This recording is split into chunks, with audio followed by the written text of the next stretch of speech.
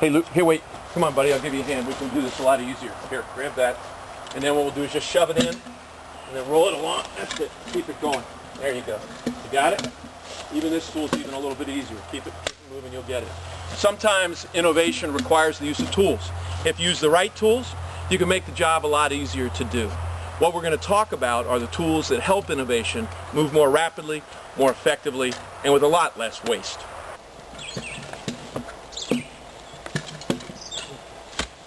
Well, we've got that where we want it. Now, how do you get your organization as an innovation team where you want that to be? That's what we're going to talk about. So why don't we head on into the office for a little bit and we'll chat.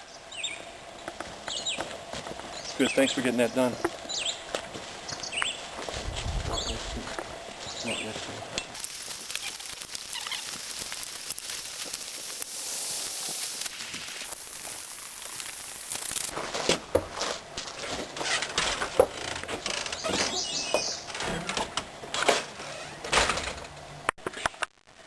Welcome to the Adirondack office of New and Improved. I'm Bob Eckert. I'm the CEO here, and this is the space that we get to work in all the time in a beautiful environment. Our staff and friends that work with us on a regular basis are all over the world. Now today, what we're going to do is we're going to focus specifically on how do you treat ideas more effectively such that you're more likely to produce a positive, useful, innovative result. In the organizational development work that we do to help teams and organizations function more effectively and produce innovation on a regular basis, we found that there are certain tools or methods or ways of thinking that increase the likelihood that teams and individuals will be successful. Of them all, this is one of the most robust. It's called POINT.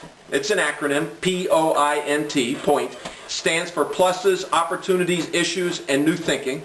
And my son Luke and I, who's behind the camera helping out, have decided that we would produce easy to see and easy to understand, but not really great production quality video to help you understand this, and that's what we're going to do.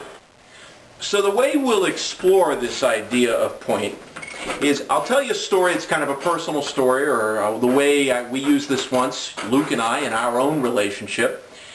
I'll show you a quick video that we've produced that was kind of fun, that was a little bit more professionally done, but still a bit slapsticky, if you will. And then I'll share an example of how we've used this in one of our major corporate settings in such a way that has saved many, many millions of dollars for an organization.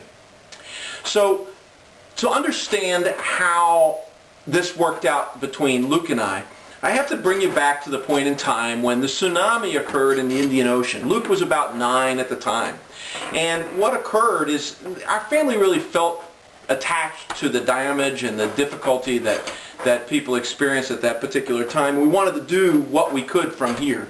So my wife and I talked, and we made a significant donation to the American Red Cross. The kids were a part of that decision. Well, a few weeks after this was done, Luke approached me and he says, "Dad, I'd like us to donate more money to the American Red Cross." And I said, "Buddy, we already have given as much as we responsibly can."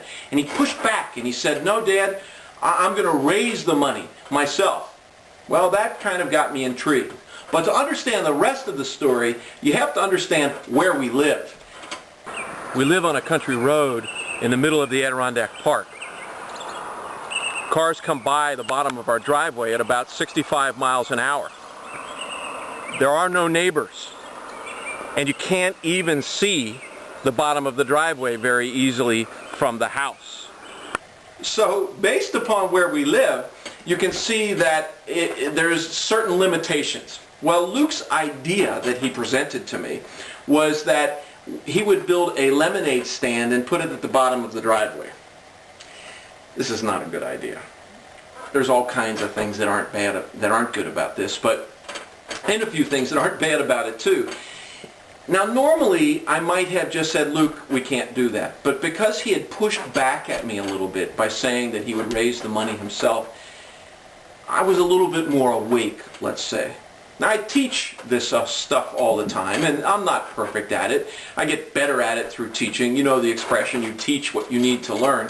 And I'm constantly working to improve my personal innovation, the way I lead in my company around innovation, the way I am as a father around innovation. And Luke wanted to produce some innovation. He wanted to make a difference in the way that he was raising money. So what he suggested to me was this lemonade stand at the bottom of the driveway. And the first thing I did was talk with him, fortunately, about some pluses. Pluses are where we always start.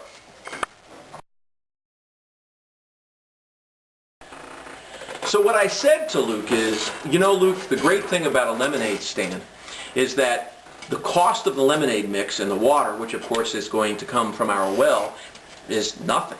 And the price you get to sell lemonade at is really pretty high relative to that price. So there's great margin. And in our family, by the time you're 9 years old, you understand about margin.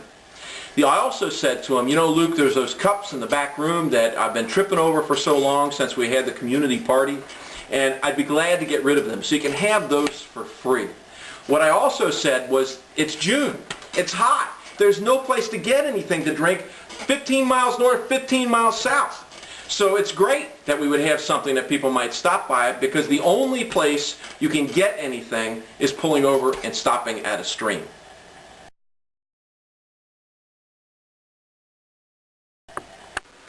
Opportunities come next. Now, opportunities are still the positives.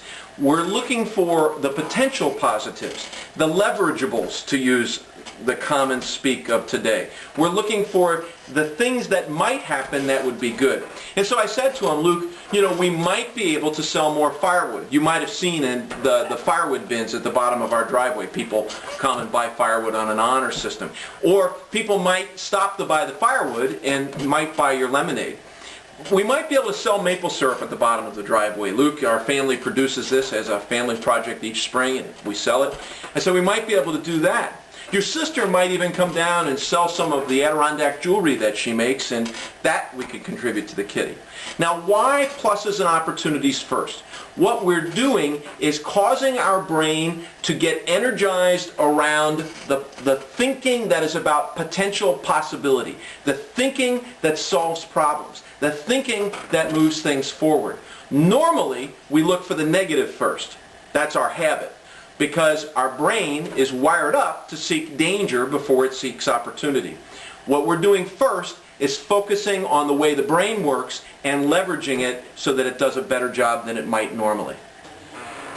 In order to get the best out of any innovation team, we have to understand that an innovation team is really just made up of the brains of the people that are on those teams.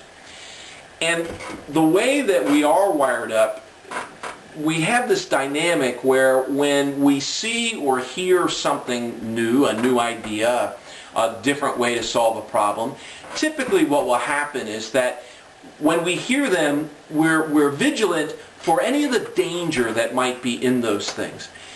And that's good. That's served us quite well over the many thousands of years we've been around, but it doesn't work real well for driving innovation, for driving improvement in a rapidly changing world, which is what our bodies live in now. So what we do is we invert the normal way of doing things. Normal is look for the negatives first. And only if there aren't too many negatives do we look for the positives. Here what we're going to do is invert this process where we're going to look for the positives first. Not so that we are all prima donna and every idea is a good idea, because there are still things that need to be fixed, or sometimes ideas are so negative that once we look for any positives we can find, the negatives still drag that idea right down and we don't move forward. So the trick here is to infuse the parts of our brain that look for the positive first before we infuse the parts that look for the negative. So the next thing we do then is look for the issues or the weaknesses or the concerns with the idea. But we do that in a particular way. Rather than say something to Luke like, Luke, no one's going to stop, which is a statement of fact. And the way the brain reacts to statements of fact is it either looks for evidence to support that statement of fact or to refute that statement of fact. Not the most productive thing when that statement of fact is pointing to a weakness in the idea or a problem or an issue with the idea. So we leverage a piece of cognitive psychology where when we ask ourselves a question, what happens is our brain attempts to resolve the question. So instead of saying, Luke, no one will stop, I said to Luke, Luke, how might we get people to stop? And what I'm doing now, as soon as I do that, I'm asking a question that stimulates Luke's in my brain. I'm pointing to the issue.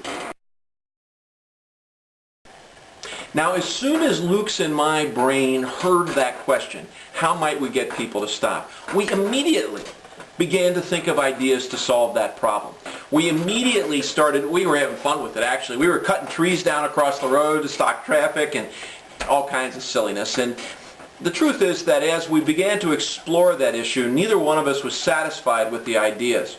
Now, I facilitate creative problem-solving meetings all the time for things a little bit more gnarly than a lemonade stand. And so I've got some tricks up my sleeve. And one I like sometimes is you take the challenge you're working on, you semantically just rejuggle the words. And sometimes that'll shake out some thinking. And I did that in my own mind. And I said something to Luke like, Luke, how to stop to where people to get, or something like that. Semantically incorrect. But how to stop where people get is what showed up in our minds, and we began to think about how we might do this where somebody already is. We kicked around some different ideas about one location, and then all of a sudden I had the aha.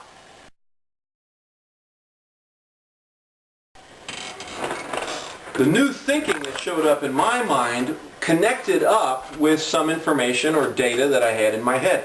On Thursday nights in Saranac Lake, the town that we live closest to, about 25 miles away, there's a free concert, and oftentimes, and that week my wife and I planned on taking the kids to the concert.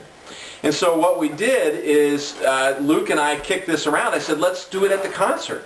And he thought that was a good idea. I thought it was a good idea. Of course, there was the issue of a vendor's license, and I talked to my son about the idea of asking for forgiveness, not asking for permission, and that maybe somebody would say something to us and we'd have to stop. And so we went and did it. Now, I have learned to regret teaching my son at 9 years old that concept. He's 15 years old now, and he's nodding his head behind the camera right now saying, yeah, I've used that a few times against you, Dad. But nonetheless, we went in and did this. Luke ends up implementing this solution. The kid makes $300 that we were able to donate to the American Red Cross because we looked for the pluses first, and his father didn't go down the primitive pathway of only looking for the negatives. So here's another way to kind of visualize or view or get this point in your mind. Last year, for fun, a group of staff got together and friends and partners in Chicago and played around with producing some YouTube videos to teach what we feel is a very useful tool, this point tool. And so this is a little slapstick. It's a little in your face. There's some branding in it because we put it on YouTube, hoping it would go viral. And so why don't you watch this, and together we'll talk about it again when we come back.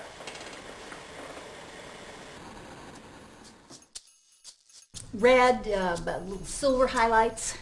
So what do y'all think of the new concept? Well, I don't think... You're fired. What do the rest of you think? Great. Great, idea. sure. Great idea. Yeah. I'm sending my resume out right now. Me too. That idea is dumber than crackers dropped from a high tower. So we all agree that my idea is a great one? Meeting adjourned. Have the courage to evaluate ideas with praise first. Point. Pluses, opportunities, issues, and new thinking. So what do you guys think of the new concept? I like that it's a completely new approach and that we're not following our competition. If we do this, it might allow us to get greater market share. My concern is our customers may see us as a competitive threat. So how might we bring our customers into our strategy? Wow, good point. I didn't see that at all. Well, we could have our customers broker our services. Or we could partner with them to deliver the services. Find out what customers... Have the courage to newify and improve ideas with praise first. Point. Pluses, opportunities, issues, and new thinking. She fired me? I was going to agree with her. I don't understand this at all. Get out. Okay, good idea. Good idea. Well, enough about lemonade stands and silly videos. The use of point once saved Pfizer between $30 and $60 million.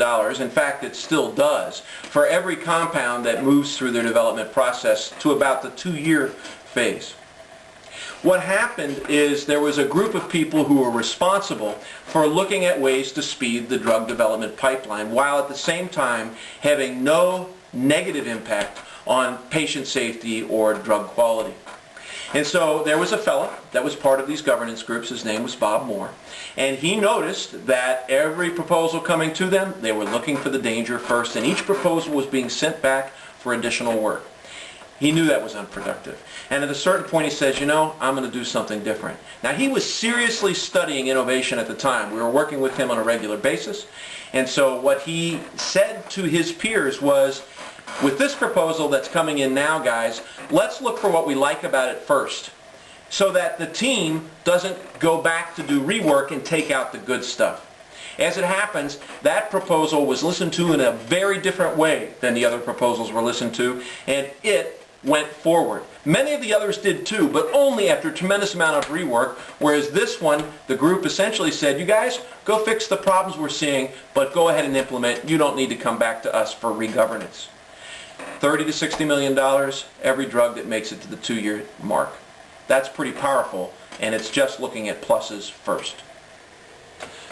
So if you want to read about this more or know about this particular tool or see more case examples than we can do in such a quick video, you certainly can go to our website, www.newandimproved.com, and go to the newsletter section and just search POINT, and you'll find all kinds of examples and stories and teaching tools around this. The bottom line is that if we want to force innovation forward and draw innovation into the organizations we're working with, no matter what the challenge or what the team or what the family is working on, what we need to do is praise first, then look at the danger. This tool, if you use it that way, I'm really confident for you, can help your team move forward on its challenge more productively with a lot less wasted time. So I'm Bob Eckert, and on behalf of the staff and partners at New and Improved, thanks for taking the time to listen to this. We hope you'll apply this tool and make a difference for your team in your world.